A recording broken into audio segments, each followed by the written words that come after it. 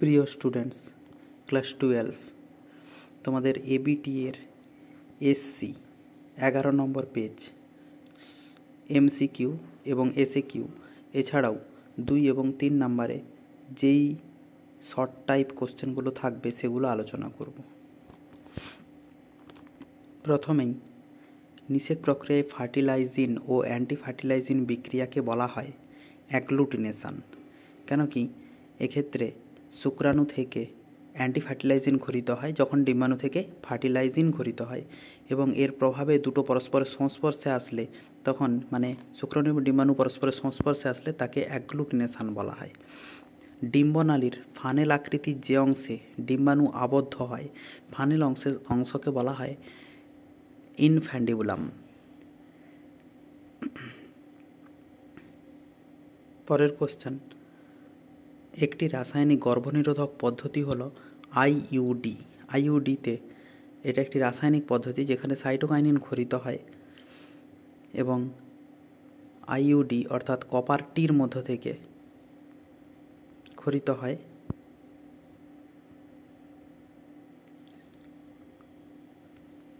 তামা ঘটিত হয়।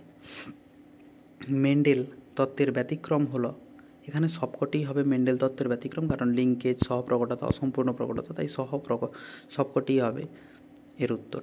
কোন এনজাইম দ্বারা ওকাজাকি খণ্ডকগুলি যুক্ত হয়?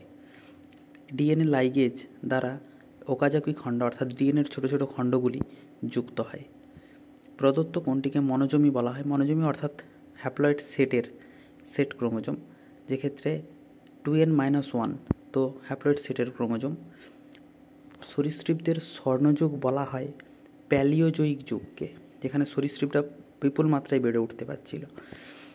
ঘাম, অশ্রু এবং লালারসে কোন অ্যান্টিবডি থাকে? IgA অ্যান্টিবডি সবথেকে বেশি পরিমাণে পাওয়া যায় এখানেই।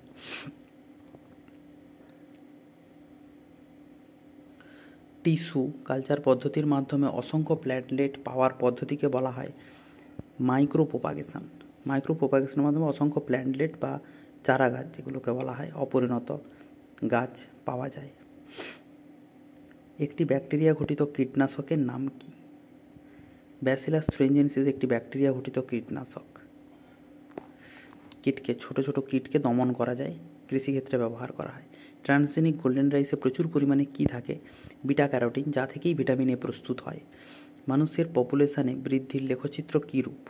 মানুষের পপুলেশন বৃদ্ধির লেখচিত্র বর্তমানে এস আকৃতির, না বাড়ছে না কমছে, তাই সমানভাবে চলছে, একটা সরল রেখাতে চলছে। প্রথমে সিগময়েড কার্ভও বলা হয় একে।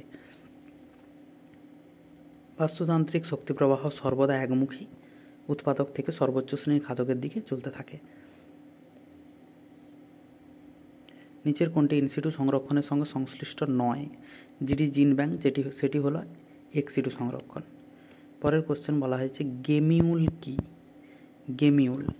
গেমিউল হলো স্পঞ্জের দেহের অভ্যন্তরে কলসি আকৃতির গঠন সৃষ্টি হয় যার অভ্যন্তরে অর্কিওসাইট কোষ থাকে, তাকেই বলা হয় গেমিউল। এই অর্কিওসাইট কোষগুলি মোনাক্সন কণ্টক দ্বারা রক্ষণাত্মক অবস্থায় থাকে। অস্টিওল দিয়ে বাইরে বেরিয়ে আসে প্রত্যেকটা অর্কিওসাইট এবং নতুন অপত্য স্পঞ্জ গঠন করে। একের অথবার কোশ্চেন, সিফিলিস রোগের জীবাণুর নাম কি? ট্রেপোনিমা প্যালিডাম।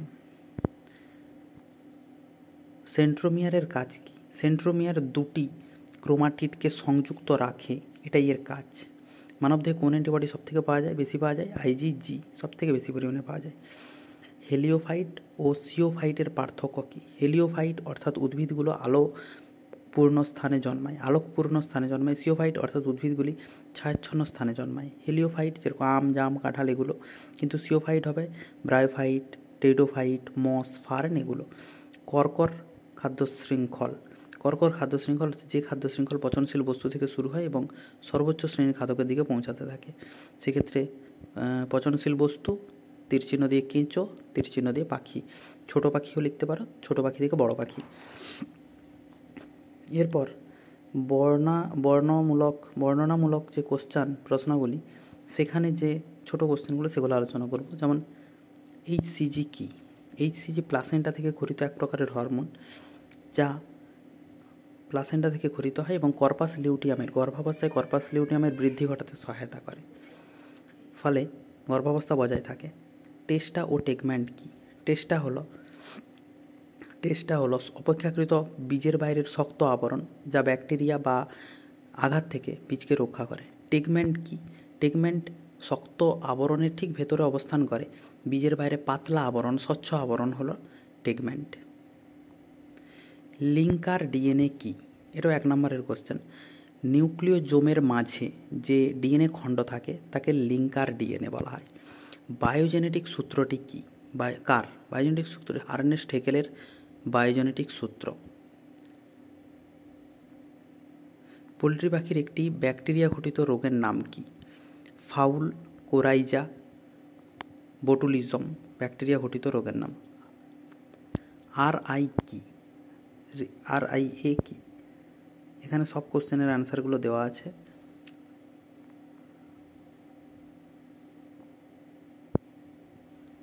এই যে RIA রিয়া অ্যান্টিজেন অ্যান্টিবডি বিক্রিয়া দ্বারা তেজস্ক্রিয় আইসোটোপ ব্যবহার করে দেহে কোনো বস্তুর উপস্থিতিকে জানা যায়, একেই বলা হয় রেডিও ইমিউনো এসে। ক্যান্সার এবং হরমোনজনিত ত্রুটিতে এটিকে ব্যবহার করা হয়।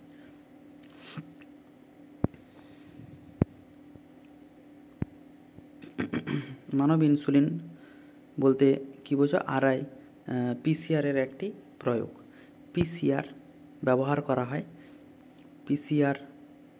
করা হয় যখন ডিএনএ ফিঙ্গারপ্রিন্টিংয়ের মাধ্যমে অসংখ্য ডিএনএ যখন তৈরি করা হয় তখন সিআর পলিমারেজ চেন রিয়েকশন পদ্ধতিকে কাজে লাগানো হয়। আর্সেনিক দূষণের একটি লক্ষণ কি? আর্সেনিক দূষণের লক্ষণ হলো হাতে পায়ে কালো ছোপ হয় এবং নখে মিচরেখা রোগ দাগ দেখা যায় আড়াআড়ি, যেটাকে মিচরেখা রোগ বলা হয়। আর্সেনিকোসিস রোগ হয় বা ব্ল্যাকফুট ডিজিজ রোগ হয় এর প্রভাবে। স্পার্মিওজেনেসিস কি? যে পদ্ধতির দ্বারা স্পার্ম সৃষ্টি হয়, অর্থাৎ অপরিণত শুক্রাণু বা স্পার্মাটিড থেকে স্পার্মাটোজোয়া সৃষ্টি হয়, তাকে স্পার্মিওজেনেসিস বলা হয়। আর স্পোরোপোলেনিন কি?